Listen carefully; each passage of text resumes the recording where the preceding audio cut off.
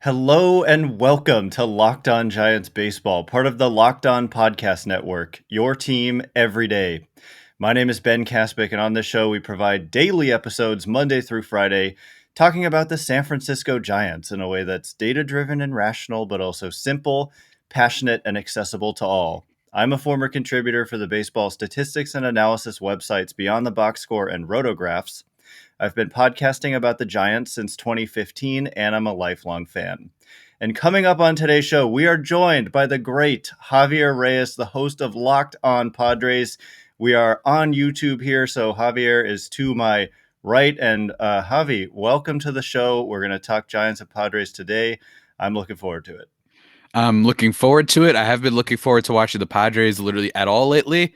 But I'm looking forward to talking about them with you because it's been a while, and honestly, so much has changed since the last time we've talked. Literally, everybody just go look up the episodes. It's been like a few months or so because for some reason the Giants games were against the Padres and vice versa were a lot earlier on in the season, and then they just never played each other again. So that's, MLB scheduling and whatnot. But I'm super excited for this. Let's ride. Yeah, it's amazing how the baseball season is so long and so many different twists and turns happen in a season. And it would be super fascinating if anyone had the time to go listen to our crossovers, like starting in the off season or even last year, and just checking in on the state of these two teams just by listening to what we had to say and how things really, really can change. And I know consistently for me, you'll hear me talking about how the Giants are underrated. I think they're going to overperform people's expectations. And that has happened. But the story with the Padres, we both agreed, of course. It didn't take a rocket scientist to see that the Padres got a lot better. They were good in 2020, and then they make these major moves in the offseason, bringing in Darvish, bringing in Blake Snell and Joe Musgrove, and on and on. And it started off fine, and there weren't kind of major issues. Like none of this. And then all of a sudden, basically, is what I'm trying to say. Yeah. All of a sudden, you look up, and the Padres are 20 and a half games behind the Giants in the standings on September 15th. The Giants have clinched a playoff spot. The Giants have eliminated the Padres from NL West contention. It just happened so fast. Can you just give me – I mean, you could probably write a book about this season for the Padres, but what is going on? Dude, I don't know, man. Look, okay, so it's funny, like as you mentioned, they were 53 and 40, if I'm not mistaken. Yes, they were 53 and 40 the first half of the season. Yes, it was a little bit frustrating at times because it was like, all right, why are we losing to Colorado and the Nationals and even worse, the Diamondbacks? But it's like, okay, we basically learned the Padres aren't going to break the regular season Mariners record. That's kind of like my vibe, at least coming out of the first half. They're not going to be an all-timer team, but still a very good team. And now they are 30 and 39 on the road, and second half, more importantly, they're 21 and 30. I remember just 2 days ago, they had a 16.6% chance to make the postseason. Now it is, according to Baseball Reference, 6.4% to make the postseason. So things have changed over the course of just 2 games against the Giants, and there's a reason for that, and that's because we're running out of games to make up ground. It is hilarious, I will say, by the way, that the Reds and the Mets and all these teams seem to not like the wild card spot. I mentioned this on my show yesterday. It's just the Cardinals are all of a sudden just there, and they're just kind of like, I mean, I guess we'll take it. They're like, okay, if you guys really don't want it, fine. We'll make the postseason with Adam Wainwright at age 45 throwing the most innings of any pitcher. And apparently they're getting production out of J.A. Happ and what's his face, John Lester now. So it's just of course they are. It's just such a Cardinals thing. The Padres basically went from being a very good team, not elite, God tier all-timer, like I said, with the Mariners, but they went from that to being, I mean, it's almost unrecognizable. And I think people hadn't realized how much of a fall off they've had. I mean, yeah, you have Tatis still. I've sent you a DM saying hey, here's the keys to being the Padres. Just make sure you get Tatis out and you're good. That's the only thing that you have to worry about with the team. Their starting pitching is the only thing that has at least shown some signs. But every time someone steps up, in this case, it's been Blake Snell, who was a disaster for the first half of the season. And now, last month and a half has been one of the best pitchers in the National League. That is not exaggeration. His strikeout rate in August was the highest of any pitcher in baseball, which was rad. But then he gets hurt. You know what I'm saying? Then he gets hurt. And then on top of that, Darvish regresses. So every time a player steps up for the Padres, someone else, they don't just become a Jordan Montgomery. They don't just become a Tommy LaStella, an average kind of player. They become borderline like unplayable. And that's one of the problems with the Padres is that there's no middle ground with their production. It's just either really, really great, Tatis, Musgrove, Snell, Machado, or Tommy Pham, who is the worst batter in baseball when it comes to runners in scoring position. Seriously. I think his WRC plus is like 30 with runners in scoring position. So it's been a nightmare, man. How do you explain that? And I mean, like I said, there's probably too much to even get into for just one show. We could probably do a week's worth talking about this, but let's talk about Darvish just as an example.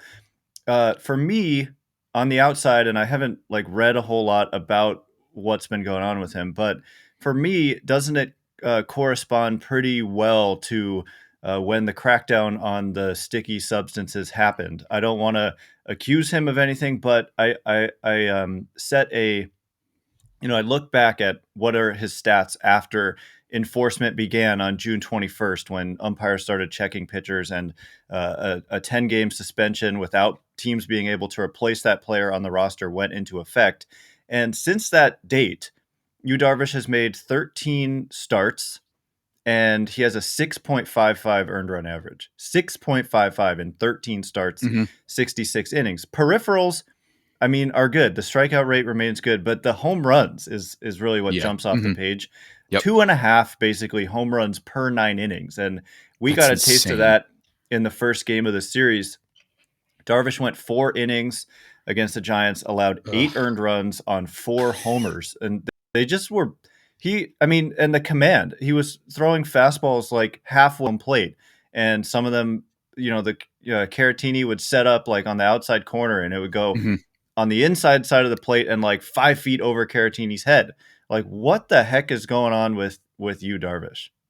I mean, yeah, like you have moments like the Buster Posey home run the other day when it's just like, yeah, I think that is a little bit of good hitting, but just missing spots. Or was that Jake Arrieta? I can't even remember at this point. It was Arrieta, and that was crazy. It was like a foot and a half off the inside corner. Moments like that have happened with Darvish too. And it's just, like you said, and it's like, I mean, we say like 1.5 home runs per 9 can be rough sometimes, right? But now it's like you look at, like, that's insane. I didn't even realize how bad his home run rate was.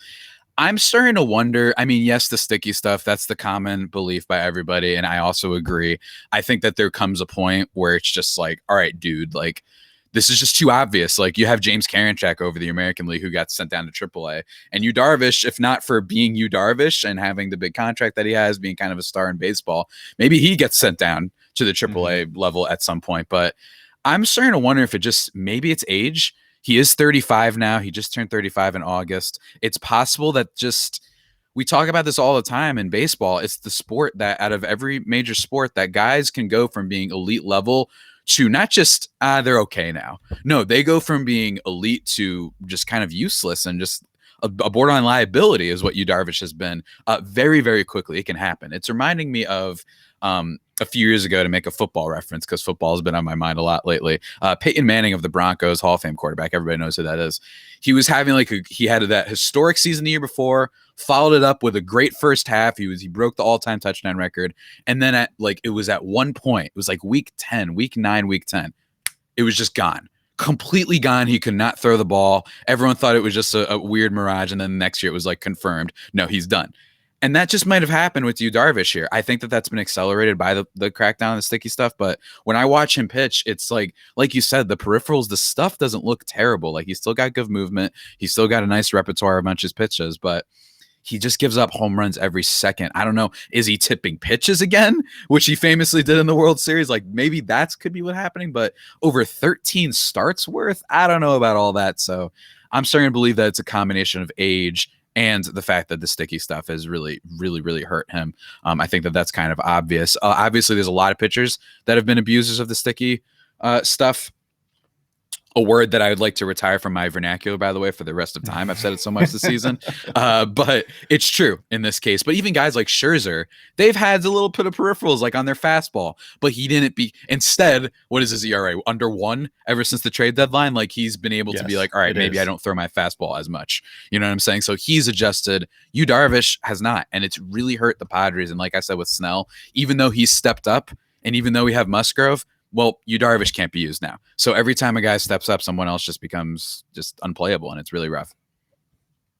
Yeah, so coming up next, I want to get more into this, and I really want to explore that conversation about what we were talking about before we started recording, looking at the preseason expectations, some of our green Mhm. rooms from before the season, talking about what people's expectations for the Giants were versus what's happened this season with them. But before we get into that, does this sound familiar? You've got one device that lets you catch the game live, another that lets you stream your favorite shows. You're watching sports highlights on your phone, and you've got your neighbor's best friends log in for the good stuff.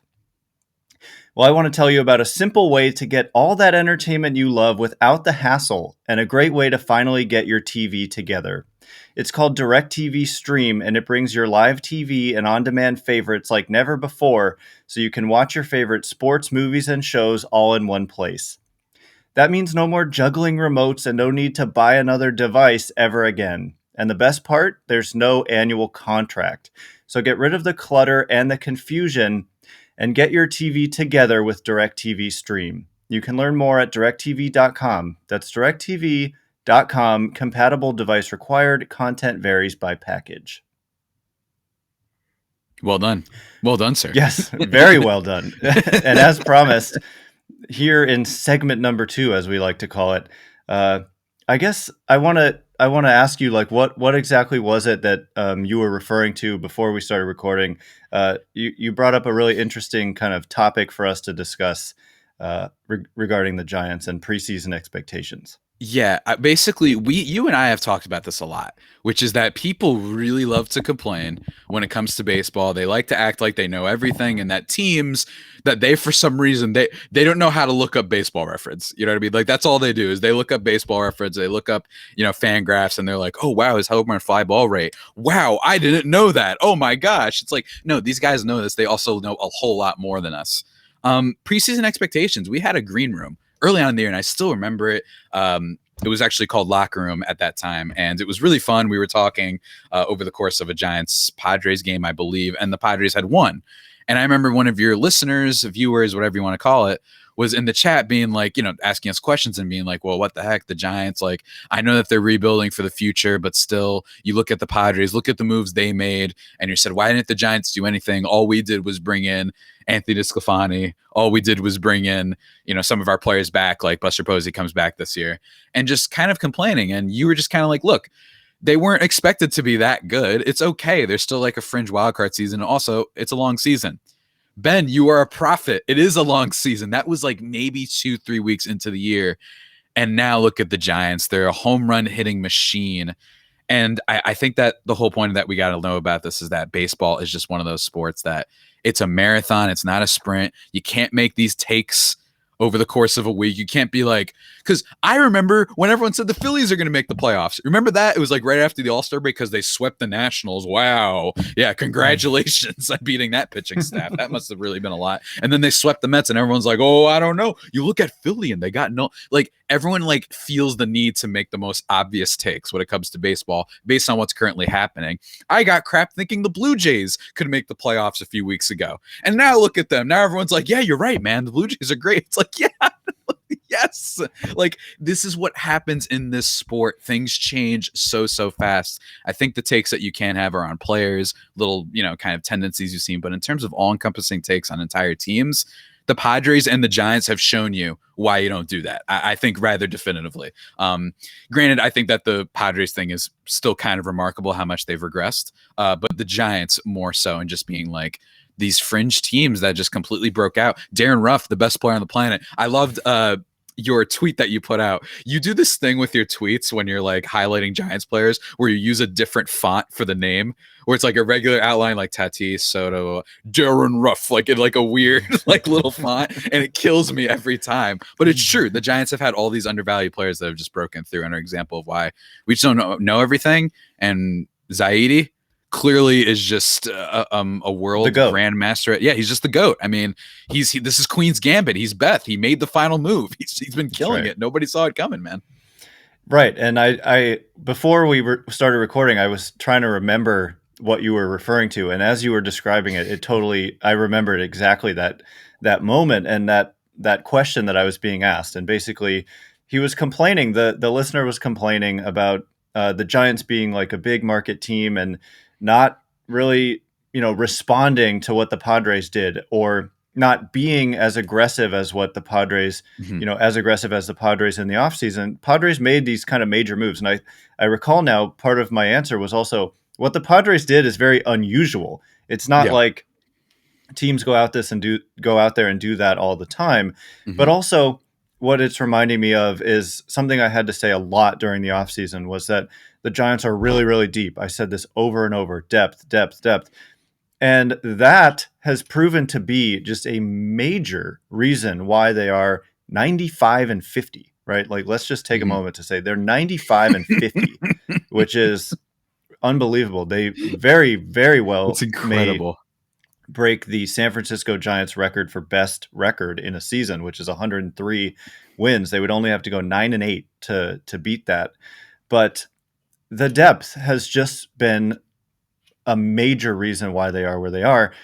Every single guy who has come onto this roster, and it's not just Mhm. 26-man depth, it's 40-man depth, because when people have gotten hurt, the guys who have come in to replace them have provided value. They're not just throwing out players who are not performing, which is typical in a Mhm. baseball season. It's usual, it's normal for if you have some injuries or unexpected really poor performance and you have to kind of go to somebody else, it's usually injuries. But if you have a few of them, you end up having to play just kind of random guys. Look around the league, watch any given game on any given night, and there'll be these kind of random guys that you're like, why are they playing? And it's Mhm. usually because somebody's hurt. And the Giants don't have that. I mean, not everybody's necessarily going to know every single player, but the Tyro Estradas of the world, the Jason Vosslers of the world, Darren Ruff. I mean, he's not really depth. I mean, he is. He doesn't start every day, but when he's in there, I think it was you who called him Babe Ruth on Twitter the I other mean, day. he's been He amazing. is. I mean, he's. He was It's in the not normal. KBO. He I was know in he the was in Korea KBO for a year 3 years. ago. He comes over to the Giants and he just hits. I mean, it's not normal the No. type of production the Giants have gotten up and down their roster. And I just put this out on Twitter this morning, courtesy of the Giants broadcast last night. Tommy LaStella, when he hit that first inning home run against Darvish in the first game of the series, became the 17th player on the Giants this year to hit 5 or more home runs, which is the most in the history of baseball. Mhm. No team has ever had 17 guys hit 5 or more home runs. And think about it, Mhm. you Depth, only man. have like 13 position players on your roster at a given moment during the normal 26-man roster part of the season. And so to have 17 guys hit 5 or more home runs means your depth is hitting 5 or more home runs. Like guys who aren't even in the major leagues, guys who are filling in. The Tyro Estrada, I'm sure he's one of them, without looking it up. Uh, it, I mean, they keep setting records. Like we could go. I could tell you 1,000 things. They've scored 6 or more runs in 9 straight games. They have a 9-game winning streak, which is their longest since 2004. So the depth, people complain. I guess that was to put a bow on that point. Is people were like, I don't care about depth. This is a big market team. You've Yeah. got the Dodgers and Padres making moves. Why should I care about depth? I want stars. Why didn't the Giants acquire Mhm. stars? I don't care about depth. This isn't the Oakland A's. This isn't the Tampa Bay Rays. Mhm. But guess what? The Oakland A's and Tampa Bay Rays put together good seasons on little payrolls. So there's something that Something to it. works about what Mhm. they do. And if you have money in addition to having that kind of philosophy, that's how you become a team like the Dodgers. And that's Mhm. what the Giants are trying to do. Uh, And the depth, I mean, who's laughing now, right? The team with the depth is the one that's laughing, and the team with the depth is the team that's 95 and 50. But unfortunately for the Giants, just to change the subject a little bit, unfortunately, they only have a 2.5 game lead despite all this. And so, Yeah. it was supposed to be this that replace the Giants and the Padres, and that's what people thought this season might come down to. But instead, it's the Giants, and like you said, who saw it coming like that? I don't think Yeah. anybody. I think, and when I think what happened is, I was talking to you preseason where the case to be made for the Giants making at least a run of some sorts to the playoffs this year was that they didn't have too many D plus caliber players. They just had all Bs, right? You know what I mean? At the minimum, it was just a bunch of Bs on paper that were like, okay, these are okay players. And then the Padres, while they had multiple A plus players, right? You've got your, what we thought, you Darvish, you've got your Tatis, obviously your Machado, and those guys. They did have some C minuses and Ds in there, like Eric Hosmer, like Will Myers. Eric Hosmer, who just go look up Padres Twitter during a game, man. I mean, it is it is slander central over there. Like it is just a roast emporium for Eric Hosmer, who actually offensively has not been their worst player of the last month or so, which is hilarious. It's actually been more like Adam Frazier and Tommy Pham. But with the Giants, they've just been this team that shows you there are multiple ways to win, and that just going for the blockbuster trade all the time, isn't the way to go. You know what I mean? And what I like about the Giants is it's not like they did nothing. You know what I mean? They just didn't make the big, we're signing George Springer to an 8-year deal, whatever the heck the Blue Jays gave him, right? They did Desclafani. They're doing all these little deals. They re-signed Kevin Gausman. I think you said like they had like 7 1-year deals. So they did do something. They just didn't want to go quite yet for the big home run swing. Maybe they're going to do that this offseason. Maybe they go out and sign, I don't know, Corey Seager or Carlos Correa. I know that you guys have re-signed Brandon Crawford, but someone of that caliber. I forgot who the free agents are. Maybe they start to spend Bryant, a little bit more on a free agent. Yeah, Chris Bryant, you re-sign him. You could do that for sure. Like maybe they just decided, interesting. I kind of like our team right now, though. Let's see what happens next offseason. Then we'll spend. Maybe we get the shortstop. And they might not even that because Brandon Crawford is an absolute god. But you mentioned with the Dodgers, that's the crazy thing is even despite all that, they're still neck and neck with the Dodgers. It's kind of like, I think betting on either of those two teams is one of those, like, to whoever wins the division might be a little bit difficult, some might say, Ben. But I want to talk about other betting related things for just a second. And it doesn't have to do with baseball just yet. We'll talk about it with 1 second because I have some questions for you about the Giants. But we're back and better than ever. All eyes are on the gridiron as teams are back on to start another football season. I made a football reference earlier. That's right. So you guys didn't know football is a pretty big deal in the old United States of America. As always, though, BetOnline is your number one spot for all the pro and college football action this season with new updated site interfaces and even more odds, props, and contests. BetOnline continues to be the number one source for everything football. Head to the website or use your mobile device to sign up today to receive your 100% welcome bonus. That's double your initial deposit just for signing up. It's wild. I might actually go check that right after we're done. Don't forget to use promo code NFL100 when doing so. From football, not just football, obviously, this is a whole thing. They got basketball, they got boxing. They probably had something on the Met Gala for all I know. You know what I'm saying over there at BetOnline. Don't wait to take advantage of all the amazing offers available for the 2021 season. Also, remember to use the promo code Locked On as well. BetOnline, your online sportsbook experts. And now shifting gears to something that has nothing to do with sports. Well, I mean, maybe if you're a NASCAR fan, maybe, I guess, because vroom, vroom, the cars and stuff, but whatever. This episode is brought to you by Rock Auto. With the ever-increasing numbers of makes and models, it's now impossible for your local chain auto parts store to stock all the parts you need. You don't want to go through all those intimidating questions and whatnot. You have computers with access to rockauto.com at home and in your pocket, and you save time and money. I imagine, Ben, you love saving money, don't you? I mean, it's really important these days. Why choose to spend 30, 50, even 100% more for the same parts from a chain store or car dealership? For example, their Honda Odyssey fuel pump, it's $216, I'm sorry, from Rock Auto, while it's $353 from chain stores. That sounds like quite the deal. I think I might check this out myself, even though I know literally nothing about cars. whatsoever. But they have everything you need, from brake parts to tail lamps, motor, and even new carpet. So go explore their easy to use website today to find the solution to whatever your auto part car needs are. Remember, go to rockauto.com right now and see all the parts available for your car or truck. Right, Locked On in there. How'd you hear about us box, so they know we sent you. Amazing selection, reliably low prices, all the parts your car will ever need. rockauto.com. Sir, segment 3, man. Here we go. Let's keep it going. Here We're we doing go. good so far. Yes. Here we go. So I want to start this off. You mentioned that the Dodgers are kind of right there.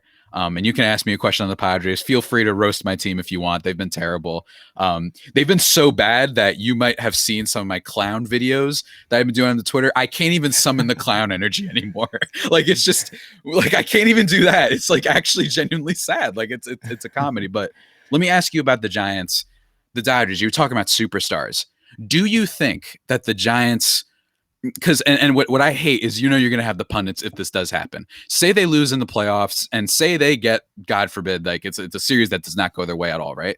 Do you think we're going to get a lot of those? See, they built their team using meth. They tried to just, buy low on guys. And meanwhile, the Dodgers, they showed that this is a superstar sport. How much merit do you think that whole case has it, where it's like you can win the regular season by being smarter with your money and doing what the Giants have done, but you do need superstars to win the postseason, because superstars have moments. Randy Rosarina, Cody Bellinger's catch last year, whatever. Is that more of a thing, do you think, for the playoffs?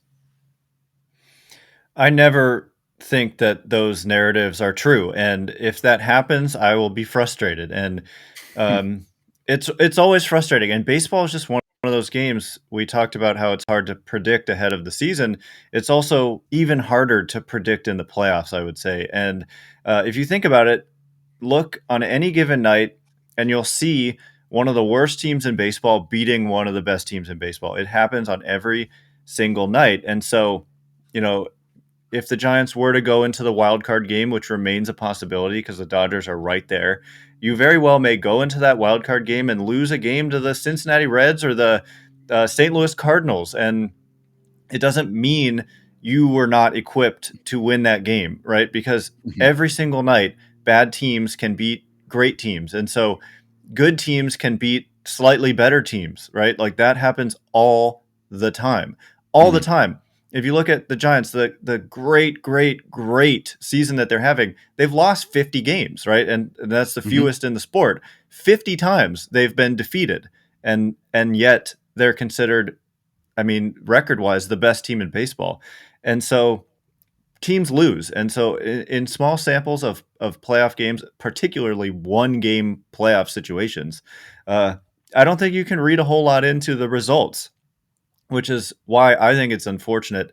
I'm at first, I kind of liked the one game playoff thing. It's exciting, but it's also just not fair. And if in a year like this, where one of the Giants or the Dodgers is going to be in the wild card game, it's not fair. And I say that even with the hate I have in my heart for the Dodgers. In a friend, mine isn't friendly friendly rivalry type of way. Mine Not isn't very friendly, don't but worry. Mine isn't. yeah, For everyone out there, Ben can be okay. friendly. No, I hate the Dodgers. Right. But I would feel bad. I just think it's wrong that you play so long. I know you have thoughts on the length of the season, but you play so long, and then it's just not right that right now the Giants are number 1 and number 2 in the sport in terms of record. And one of them is going to have to be subjected to a single elimination game, while you may have, in the NL East right now, you've got the Braves at 9 games over 500. They're going to get a best of 5 series. It doesn't make any sense.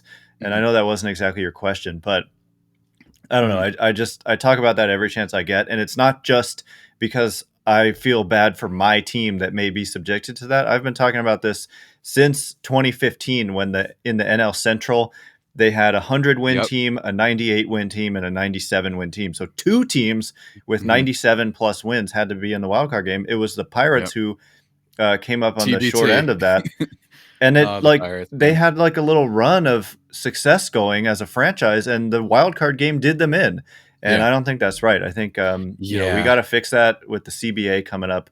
So I don't know. That's kind of my It's random because thought. on one hand, this has come up in a lot of sports too. Like I remember in football, Seattle Seahawks went 7-9 one year. Again, yes, I'm making the football things. It's been on my mind lately, but like the Seahawks went 7-9, but because they won their division, they get the home field advantage in a playoff game, and then they beat the Saints. This is you might have seen the clip of the Marshawn Lynch beast mode thing. That's where that comes from. It was an iconic clip, one of my favorite sporting moves I've ever seen in my life. It's just hilarious every single time.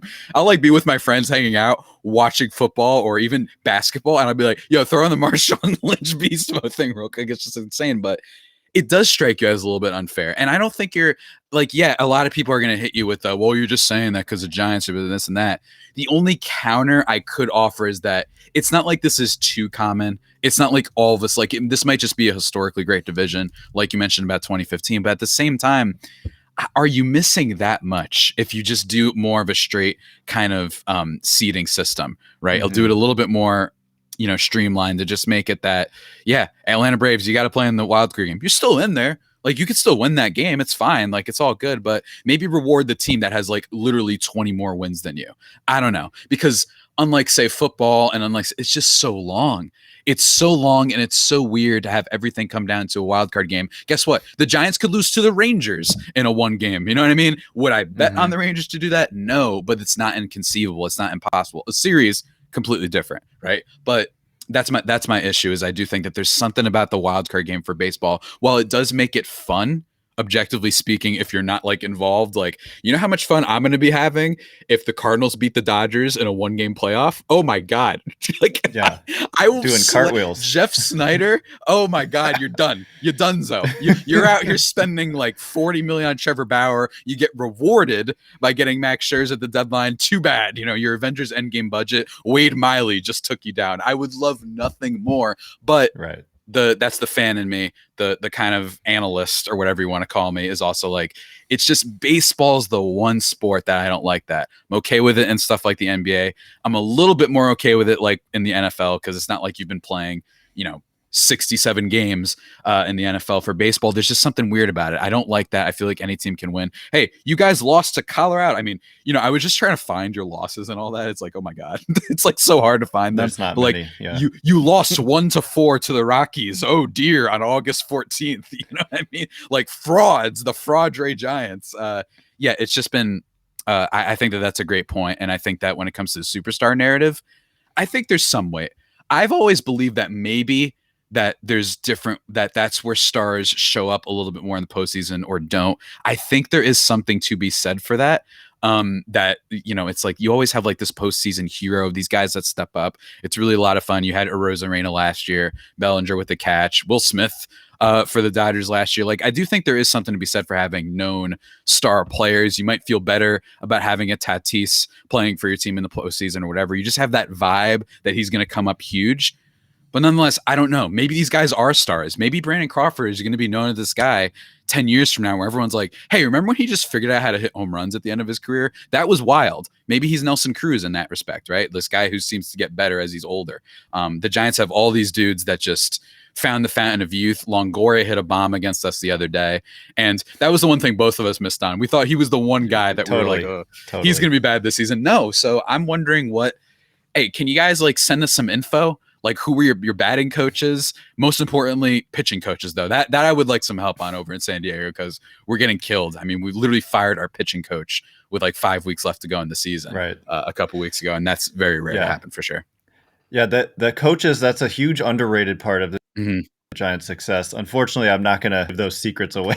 I want to keep them, but teams are going to pillage their coaching staff. That's what happens in this sport. Yeah. Like the Rays historically have gotten their coaches kind of swooped in. The Dodgers, people take their coaches and give them promotions, and the teams give permission. But unfortunately, that is all the time we have for today. I was just going to say really quickly, like Mets fans, keep an eye out. I guarantee you they're all going to be asking for like whoever the Giants batting coach is, right? Like that's what's going to happen. It might be just like open season, all the Giants assistant coaches and whatnot. Beauty is the Giants have built up such a culture that people want to be there, and the Mets, we all know, have a reputation for having a toxic kind of culture, and they've got a lot of work to do to turn that around.